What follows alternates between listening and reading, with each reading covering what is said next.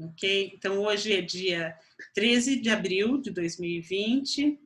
Hoje já vamos para quase 30 dias de confinamento aqui da Flórida e passou um pouquinho de um mês aí para o pessoal da Espanha. E vamos agradecer a Deus por estarmos todos vivos, por estarmos todos saudáveis e poder continuar a estudar a Bíblia juntos. Senhor Deus, te louvamos, ó Pai, pela ressurreição de Cristo, pela salvação, pela transformação do mundo físico, do mundo espiritual, através da morte e ressurreição do Teu Filho. Te agradecemos porque o Senhor tem nos protegido na nossa saúde, nos guardado nossos familiares, e sabemos, ó Pai, que é por milagre que o Senhor mandou para nós nesse tempo de dificuldade. Nos abençoa no ensino da palavra, que a gente possa entender, possa ser alimentado espiritualmente. Nós te pedimos, ó Pai, e te agradecemos em nome de Jesus. Amém. Nós estamos hoje em Efésios 4, e eu separei Efésios 4 em 4 assuntos, tá? Ele vai falar da unidade, de várias formas, mas que tudo tem uma unidade. Vai estar falando da diferença de porção de graça que Jesus distribui para cada pessoa. Vai falar da vocação, do que Deus nos chama, como que Deus nos chama para nosso trabalho, vamos dizer assim, ou nossa participação, trabalho não, mas a nossa participação no reino de Deus, e qual que é o nosso novo comportamento. E uma das coisas interessantes que eu vi esse fim de semana, o fim de semana de Páscoa, foi uma frase que eu ouvi um pastor falando, né, que por que eles estavam procurando um vivo no meio dos mortos, né, e falando sobre a ressurreição, a nossa ressurreição. Então, para a gente não estar vivendo, a nossa vida não estar mais no meio de mortos, nós somos ressuscitados. Eu achei isso muito lindo e eu guardei essa mensagem aí, vai fazer sentido no que a gente vai estudar hoje, tá bom? Então, vamos começar os primeiros versículos aqui de Efésios 4, do versículo 1 até o 10, tá? Fala assim: como prisioneiro do Senhor, é Paulo, né? Rogo-lhes que vivam de maneira digna da vocação que receberam, ou do chamado que receberam. Sejam completamente humildes e dóceis, sejam pacientes, suportando uns aos outros com amor. Façam todo esforço para conservar a unidade do Espírito pelo vínculo da paz. Há um só corpo, um só Espírito, assim como a esperança para a qual vocês foram chamados é uma só. Há um só Senhor, uma só fé, um só batismo, um só Deus e Pai de todos, que é sobre todos, por meio de todos e em todos. E a cada um de nós foi concedida a graça, conforme a medida repartida por Cristo. Por isso é que foi dito, quando ele subiu em triunfo às alturas, levou cativos muitos prisioneiros e deu dons aos homens. O que significa ele subiu, senão que também havia descido às profundezas da terra? Aquele que desceu é o mesmo que subiu acima de todos os céus, a fim de encher todas as coisas. Tá? Então, vamos dar uma paradinha aqui. Então, o primeiro tópico, que é a unidade, nós já até chegamos a falar sobre ele na última aula, quando falávamos da união de várias linhas de cristianismo, essa união que nós temos visto em favor de ajudar a comunidade, em favor de ir a ajudar os refugiados, ou no caso do Samaritan's Purse, que tem vários, é uma non-profit que tem várias pessoas que fazem doação, e eles vão onde tem uma catástrofe, e eles vão em nome do cristianismo, não em nome de uma denominação. Então, a gente vê esse mover de ser um só ensino, né? E ele está falando mais, ele está falando um só batismo, né? Está falando uma só fé. Por quê? Porque nas interpretações é que começam a surgir as divisões doutrinárias, as divisões de ensino. Então, nessas interpretações é que vão existir linhas que fazem a religião ter certas características, tá? Mas, no fundo, isso são interpretações, porque, na verdade, o Espírito Santo é um, o Espírito de Deus é um só batismo, porque Deus pode, ele batiza, ele limpa, ele santifica, ele separa. O batismo é para purificar, para separar. Então, é um só batismo, tá? Um só Deus e Pai, que é sobre todos e por meio de todos e em todos. Então, ele fala dessa unidade que a gente já havia começado a falar. Ok. Então, continuando no versículo 7, cada um de nós foi concedida a graça, tá? Então, numa unidade, foi concedida a graça, mas essa graça é conforme a medida repartida por Cristo. Aqui existe uma separação dessa graça, que seria uma separação, vamos dizer assim, maior, de um grupo maior, que é as pessoas que foram justificadas e foram santos antes de Cristo, eles estão em um bloco, vamos dizer assim. E os que foram depois de Cristo é um outro grupo, tá?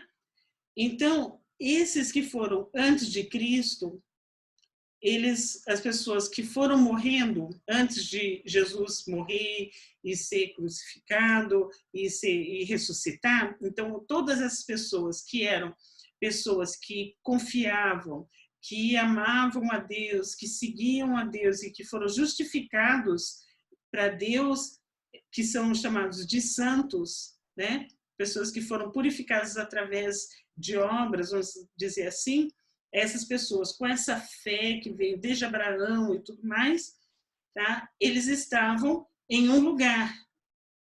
Esse lugar não era o céu, não era o inferno, não era um purgatório, tá? Ele é chamado de Sheol, é uma palavra grega, Sheol. Muitas vezes a interpretação, a tradução da Bíblia põe tudo inferno, tá? Põe Guerrena, põe como inferno, Sheol, põe como inferno, Hades, põe como inferno, mas não é, tá? O Sheol era um lugar onde todas as pessoas santas, quando elas morriam, elas ficavam nesse lugar, tá? Um lugar espiritual que não tem tempo, certo? Então, vamos entender um pouquinho mais sobre isso daí. Eu queria ler com vocês em Salmo 68, 18, que é a referência que ele está falando aqui. Quando ele subiu em triunfo às alturas, levou cativo muitos prisioneiros. É importante a gente entender isso, porque aumenta a nossa compreensão do que acontece conosco hoje, certo? Então, Salmo 68, versículo 18, tá? Então, vamos ler um pouquinho antes. Ok. Vamos começar do comecinho, porque é tão lindo esse salmo. Que Deus se levante, sejam espalhados os seus inimigos. Salmo 68, 1. Fujam dele os seus adversários. Que tu o dissipes, assim como o vento leva fumaça, como a cera se derrete na presença do fogo, assim pereçam todos os ímpios na presença de Deus. Alegrem-se, porém, os justos, exultem diante de Deus, regozijem-se com grande alegria. Cantem a Deus, louvem o seu nome, exaltem aquele que cavalga sobre as nuvens. Seu nome é Senhor. Exultem diante dele, Pai para os órfãos, defensor das viúvas. É Deus em sua santa habitação. Deus dá um lar aos solitários, liberta os presos para a prosperidade, mas os rebeldes vivem em terra árida. Quando saíste à frente do teu povo, ó Deus, quando marchaste pelo ermo, a terra tremeu, o céu derramou chuva diante de Deus, o Deus do Sinai, diante de Deus, o Deus de Israel. Deste chuvas generosas, ó Deus, refrescastes a tua herança exausta. O teu povo nela se instalou e da tua bondade, ó Deus, supriste os pobres. O Senhor anunciou a palavra e muitos mensageiros a proclamavam. Reis e exércitos fogem em debandada. A dona da casa reparte os despojos. Mesmo quando vocês dormem entre as fogueiras do acampamento, as asas da minha pomba estão recobertas de prata e as suas penas de ouro reluzente. Quando o Todo-Poderoso espalhou os reis, foi como a neve no monte Zalmon. Os montes de Bazã são majestosos e escarpados são os montes de Bazã.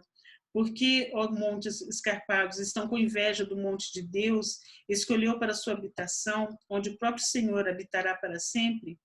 Os carros de Deus são incontáveis, são milhares de milhares. Neles o Senhor veio do Sinai para o seu lugar santo. Quando subiste em triunfo às alturas, ó Senhor Deus, levaste cativos muitos prisioneiros, recebeste homens como dádivas, até mesmo rebeldes, para estabeleceres morada. Então, aqui em Efésios, ele está citando esse trecho, certo? Esse trecho está falando de uma... Davi está falando não só do que ele estava passando imediatamente, mas ele estava falando já profeticamente do futuro, né? Porque ele ainda não tinha visto isso, como que Deus levou cativo muitos prisioneiros. Prisão é uma das figuras de linguagem para a morte, né? Então, por quê? Porque eles estavam nesses lugares intermediários, no Sheol, certo? Então, quando ele levou cativo esses prisioneiros, quer dizer, ele tirou das garras da morte, ele tirou aquelas pessoas que estavam naquele Sheol, os santos, e levou junto com ele, e agora a gente vai ver onde que está a descrição disso, tá bom? Porque é mais do que simplesmente uma interpretação de um texto antigo, tá? Vamos lá para João, quando está falando da ressurreição, que vai ser no Evangelho de João, capítulo 20.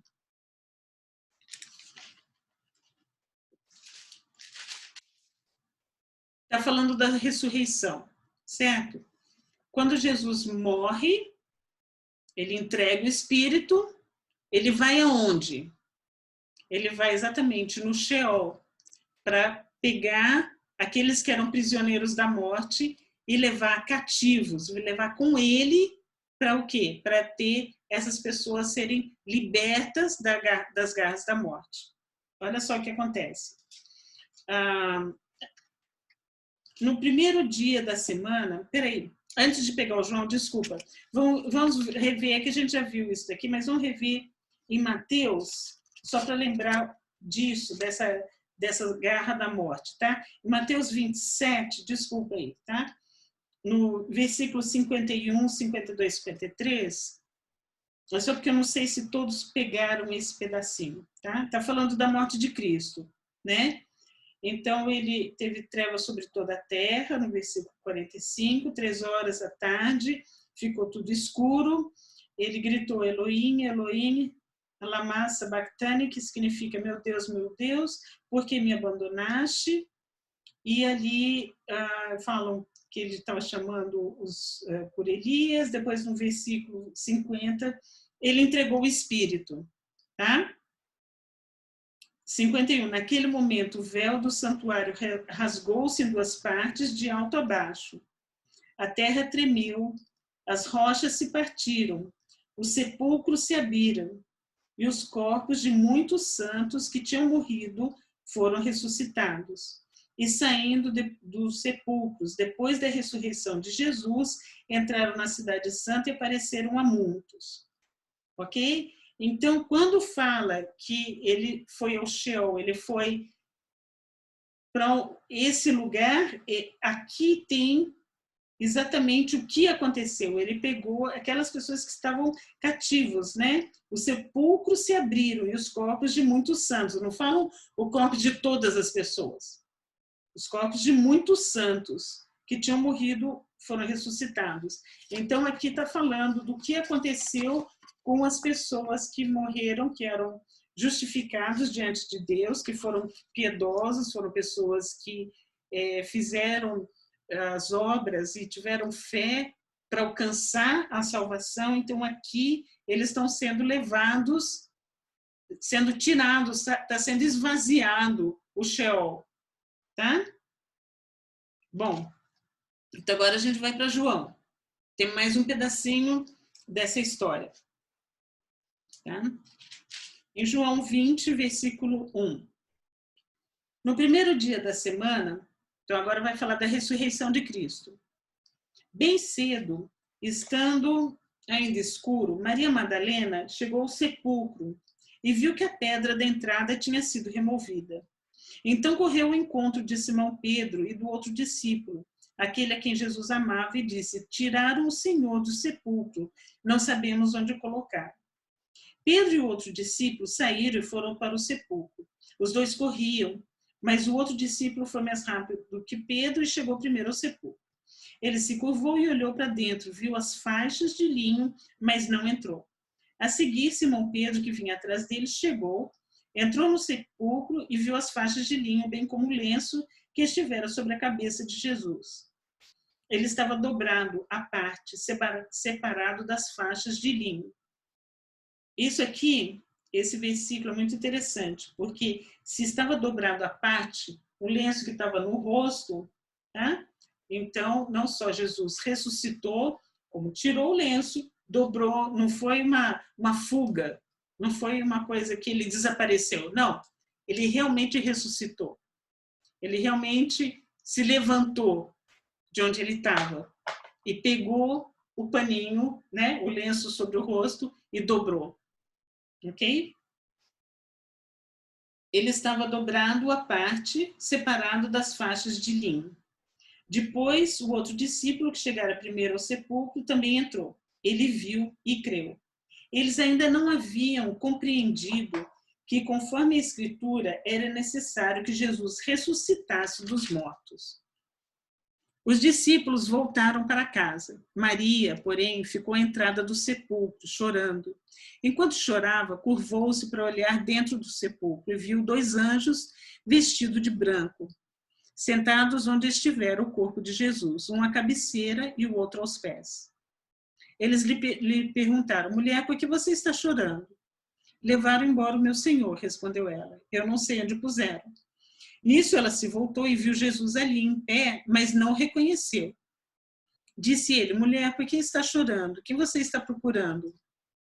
Pensando que fosse o jardineiro, ela disse: se o Senhor levou embora, diga-me onde colocou e eu o levarei. Jesus disse: Maria. Então, voltando-se para ele, Maria exclamou em aramaico: Rabone, que significa mestre. Jesus disse: não me segure, pois ainda não voltei para o Pai.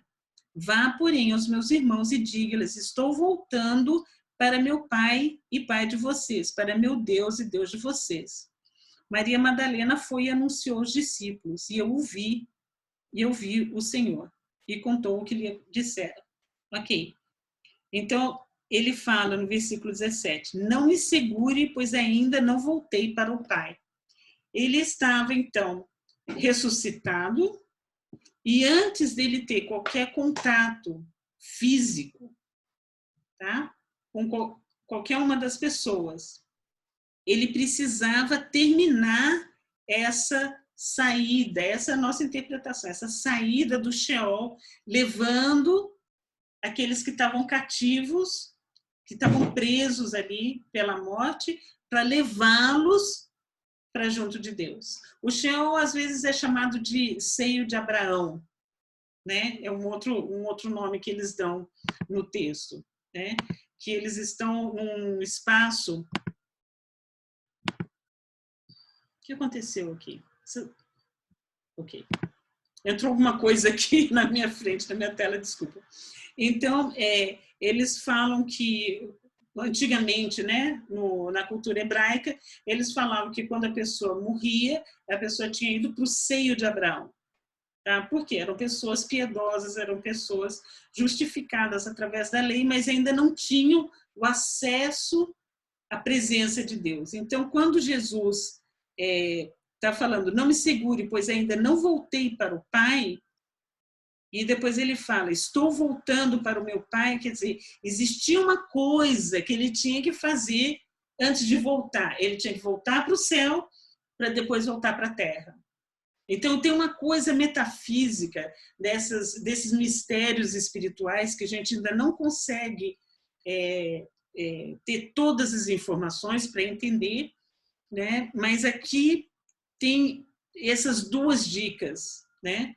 Daquelas pessoas que ressuscitaram, depois que Jesus ressuscitou, apareceram para os familiares deles, e depois Jesus subiu ao céu, provavelmente para levá-los junto de Deus, porque eles não continuaram aparecendo por muito tempo. Aí Jesus volta, depois ele volta a aparecer, né? Então, só para a gente concluir essa parte da ressurreição de Cristo, ali no João 20, agora no 19. Ao cair da tarde, daquele primeiro dia da semana, estando os discípulos reunidos, a portas trancadas, por medo dos judeus, Jesus entrou, pôs-se no meio deles e disse, paz seja com vocês.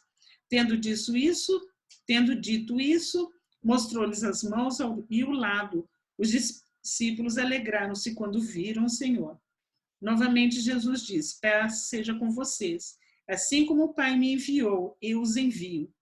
E com isso soprou sobre eles e disse, recebam o Espírito Santo. Se perdoarem os pecados de alguém, estarão perdoados. Se não perdoarem, não estarão perdoados. Tá? Então, aqui ele tem esse tempo entre logo a madrugada, quando Maria Madalena encontrou com ele, ele falou, não me segure, porque eu tenho que voltar ao Pai. E depois, no final da tarde, quando ele aparece, no mesmo dia, ele aparece para os discípulos e já sopra sobre eles o Espírito Santo e dá para eles uma missão, né? Eu estou enviando vocês, ok? Então, agora, sim, a gente volta ali para Efésios 4. E agora a gente continua na leitura, agora vai fazer um pouco mais de sentido, tá?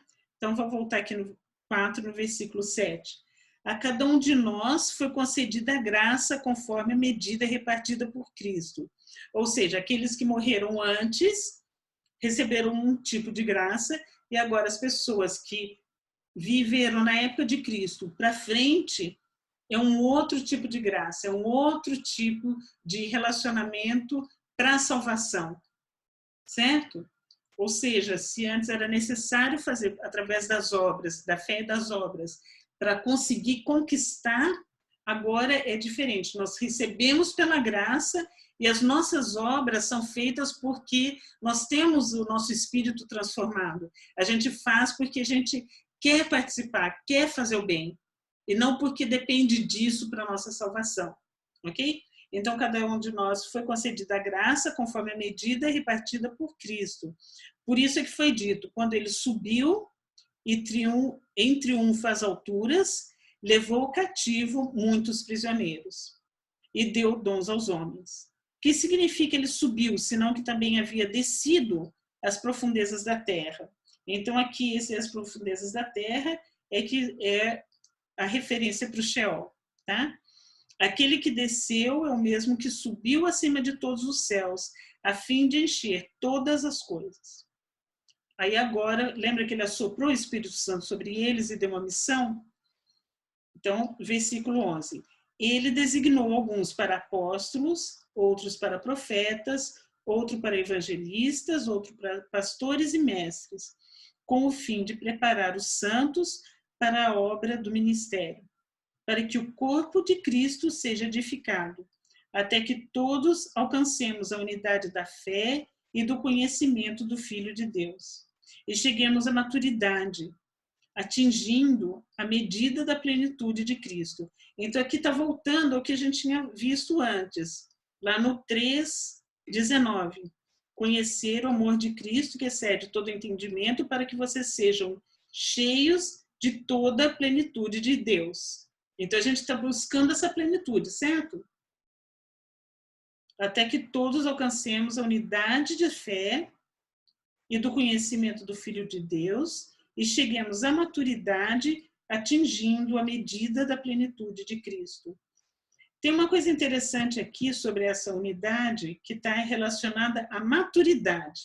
Então, vocês veem, quando começa muita discussão de doutrina, se foi isso, se é aquilo, porque eu li, porque eu sei, porque eu faço.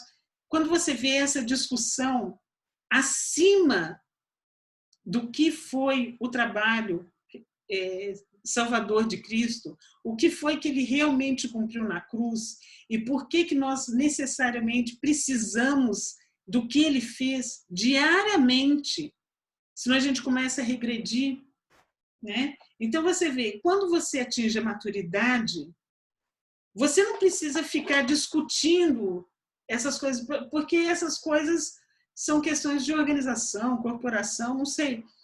A questão toda é o seguinte, a sua maturidade leva você ao cerne do problema. O problema é que existe o pecado e nós precisamos de salvação, e a salvação através de Cristo. Quando começa a complicar, você já começa a ver que existe insegurança, existe tentativa de controle. Tá? Seguindo, versículo 14. O propósito é que não sejamos mais como crianças, levados de um lado para outro pelas ondas, nem jogados para cá e para lá por todo o vento de doutrina e pela astúcia e esperteza de homens que induzem ao erro. Antes, seguindo a verdade em amor, cresçamos em tudo naquele que é a cabeça, o Cristo.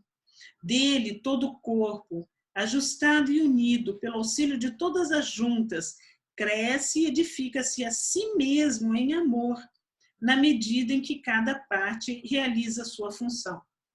E isso é a coisa mais linda, porque transcende qualquer tipo de organização, de doutrina, porque na hora que você encontra alguém que realmente ama Deus, não faz diferença como que eles fazem o batismo, ou como faz a Páscoa, ou se no casamento faz esse tipo de oração ou outro tipo de oração, não vai fazer diferença. Entendeu? Não vai te incomodar. Por quê? Porque você está unido em Cristo e essas coisas são apenas culturais. Conforme você viaja o mundo, você vai vendo os tipos de igreja. Eu conheci cristãos de uma tradição muito antiga do Egito, né? Tinha parte deles que eram cópticos, né? Cristãos cópticos da igreja ortodoxa. E sinceros, quem sou eu para dizer que a interpretação deles é diferente da minha, que a minha é melhor que a deles? Não tenho como. Então, assim, no final das contas, eu não consigo seguir a tradição deles, mesmo porque eu não moro no Egito e não tenho aqueles costumes, aquele alimento, aqueles tipos de alimento, coisa assim. E duvido que eles acertassem se eles fossem aqui nessa liberdade que a gente tem aqui na Flórida, que a gente usa short, que toma soda, toma, né, Coca-Cola, coisa assim, que para eles é proibido. Tanto o short quanto a Coca-Cola. Então, assim, cada um está sendo chamado no seu tempo, da sua forma e na sua cultura. O ponto que une a todos, e isso não tem discussão, é o amor a Deus e que o caminho para chegar a Deus é Cristo. Ok? Então, isso mostra o quê? Uma maturidade, ao invés de ficar empacado por causa dessas diferenças. Se eu fosse morar no Egito e tivesse que usar aquelas roupas e tudo mais, tudo bem, mas eu não tenho, então aí cada um, né, na sua cultura. Bom, versículo 17. Assim eu lhes digo, e no Senhor insisto, que não vivam mais como gentios que vivem na inutilidade dos seus pensamentos. Eles estão obscurecidos no entendimento e separados da vida de Deus por causa da ignorância em que estão devido ao endurecimento do seu coração. Tendo perdido toda a sensibilidade, eles se entregaram à depravação, cometendo com avidez toda espécie de impureza. O livro a Carta aos Coríntios conta bastante como eles começaram a mudar a cerimônia para a leitura da Bíblia, colocando virgens sem a parte de cima da roupa. Então, misturavam algumas coisas do costume dos gregos, assim, bem sedutora mesmo, para ter um público maior, umas coisas assim. Então, estranho, né? Mas é isso mesmo. Então, é disso que ele está falando, né? Que eles cometiam com avidez toda espécie de impureza. Versículo 20. Todavia, não foi isso que vocês aprenderam de Cristo. De fato, vocês ouviram falar dele, de Cristo, e nele foram ensinados de acordo com a verdade que está em Jesus. Quanto à antiga maneira de viver, vocês foram ensinados a despir-se do velho homem, que se corrompe por desejos enganosos, a serem renovados no modo de pensar, e a revestir-se do novo homem, criado para ser semelhante a Deus em justiça, em santidade provenientes da verdade. Portanto, cada um de vocês deve abandonar a mentira, falar a verdade ao seu próximo, pois todos somos membros de um mesmo corpo. Quando vocês ficarem irados, não pequem, apaziguem a sua ira antes que o sol se ponha, e não deem lugar ao diabo. O que furtava, não furte mais, antes trabalhe, fazendo algo útil com as mãos, para que tenha que repartir com quem estiver em necessidade. Nenhuma palavra torpe, ou palavrão, ou maldição, né? Nenhuma palavra torpe saia da boca de vocês, mas apenas a palavra que for útil para edificar os outros, conforme a necessidade, para que conceda graça aos que a ouvem. Não entristeçam o Espírito Santo de Deus, com o qual vocês foram selados para o dia da redenção. Livre-se de toda amargura, indignação, ira, gritaria, calúnia, bem como de toda maldade. Sejam bondosos e compassivos uns para com os outros, perdoando-se mutuamente, assim como Deus os perdoou em Cristo. Tá? Então, aqui ele está dando uma nova forma de comportamento.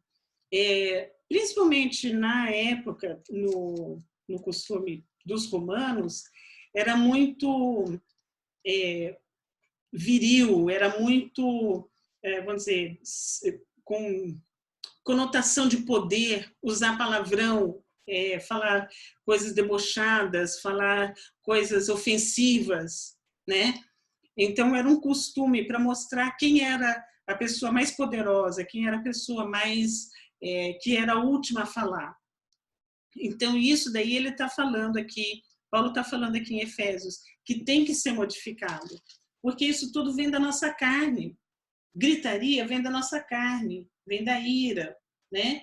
Então, antes de terminar o dia, resolve seus problemas, não vai dormir com problemas sem resolver, com ira, ou com resmungando, ou com coisas que ele está falando, que não deem lugar ao diabo. Por quê? Você começa a alimentar aqueles pensamentos de raiva, de revanche, né?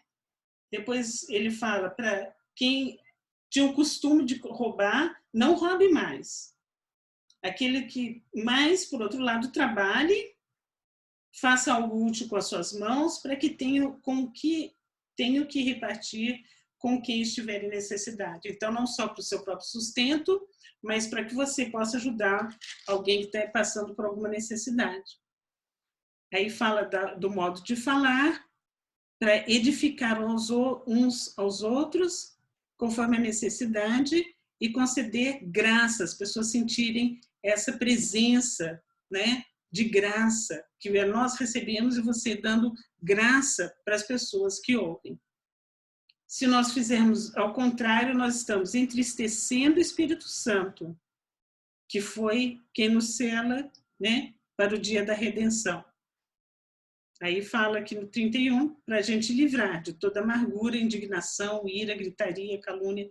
É muito interessante que todas as cartas de Paulo aborda todos os problemas mentais. aborda ansiedade, depressão, aborda bipolaridade, aborda problema de descontrole, tipo esquizofrenia, aborda todos os problemas mentais.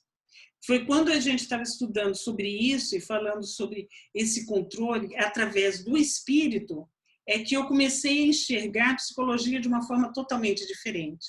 Porque a psicologia chega até um ponto, e a partir daquele ponto a pessoa tem que fazer alguma coisa, né? E a pessoa não sabe o que fazer, fica empacado ali. E normalmente, na psicologia secular, o que fala?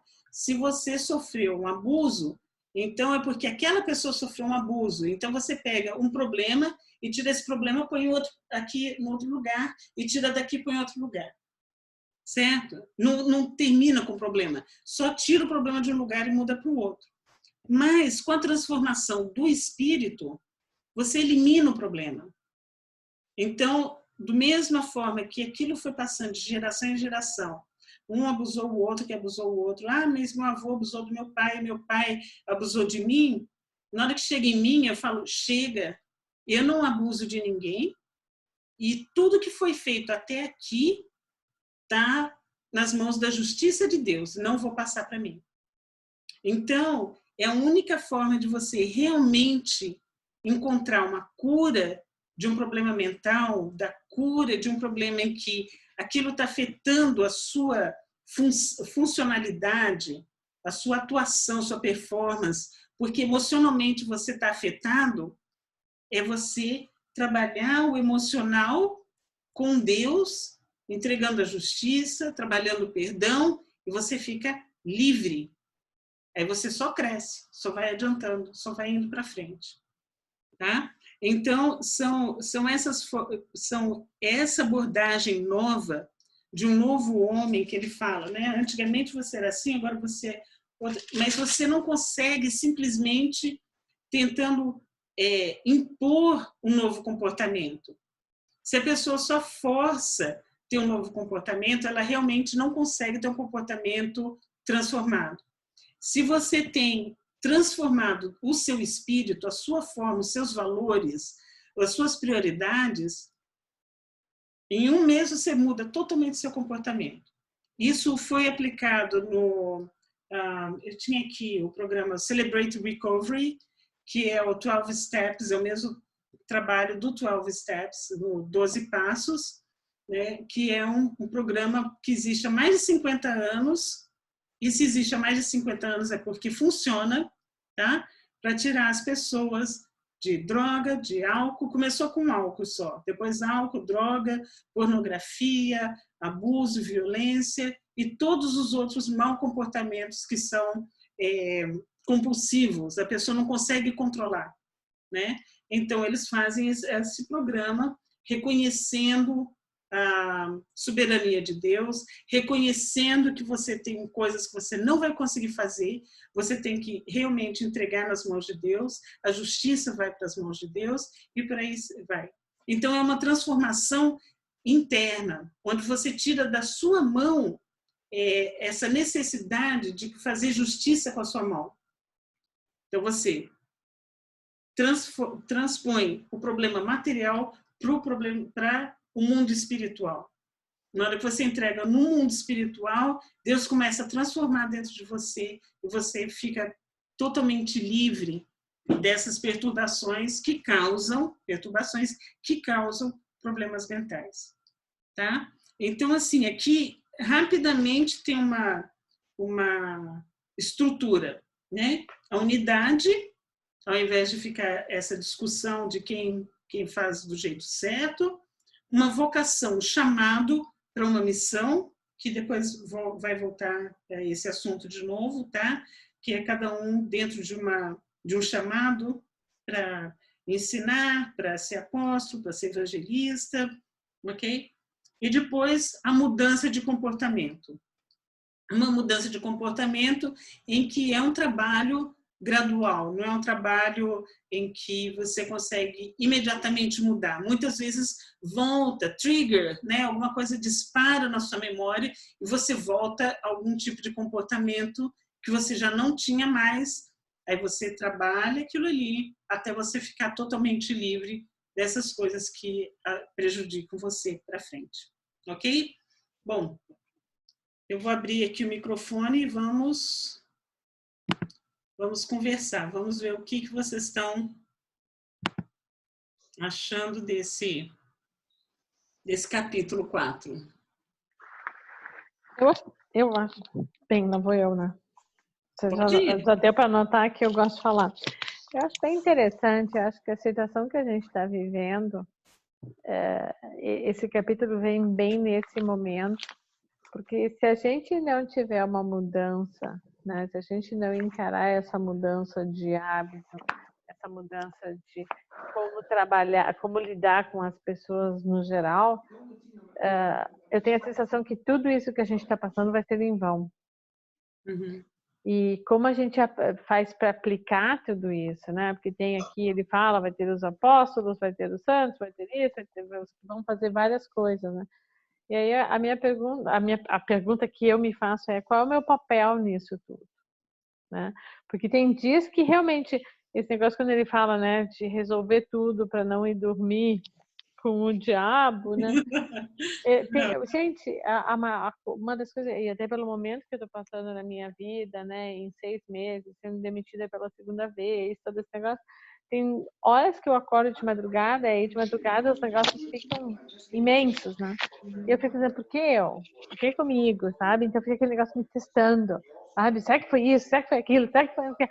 Aí eu começo a rezar e meditar e respirar para ver se eu largo isso. Uhum. Mas é complicado. São 3 semanas. 3 semanas para você mudar totalmente o comportamento. Isso é provado por uma série de coisas em neurociência, em que você tem um comportamento aprendido ou um comportamento adaptado, e que você força durante 3 semanas um novo comportamento e você muda. Você muda.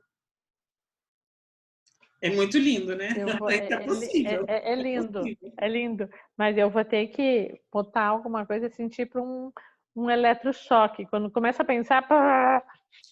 Não eletrochoque. Pega um versículo, ou então pega um salmo, alguma coisa que você goste. Para mim é o Salmo 23. Se eu acordar à noite e vejo que eu acordei e não é para estar acordada, eu começo, o Senhor é meu pastor e nada me faltará. Bom, e aquele caso daquela pessoa? Não, o Senhor é meu pastor, entendeu? Nada me Eu fico faltará. lutando para ficar dentro daquele salmo, entendeu? Que é uma promessa de Deus, que Deus está cuidando da gente, né? Eu tive agora esses dias vários testemunhos de pessoas que estavam assim começando a ficar aflitas porque estavam com o nenenzinho em casa e acabou alguma coisa em casa, aí tinha que sair, como é que ia sair de casa com o neném e tal? Chega alguém e deixa na porta da casa da pessoa o leite, o papel higiênico, o paper towel, tudo que a pessoa precisava. E assim, um atrás do outro com esse tipo de testemunho. É porque Deus está cuidando de você.